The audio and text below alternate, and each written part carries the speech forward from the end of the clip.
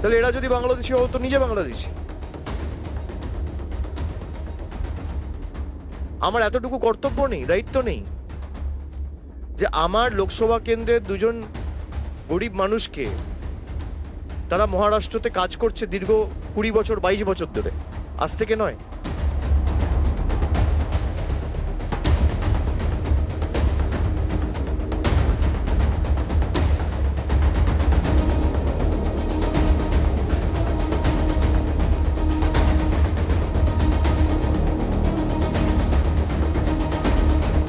সুকান্ত মজুমদার একটা ফোন করবে, টাকা চলে আসবে, তাহলে ফোন করছো না কেন?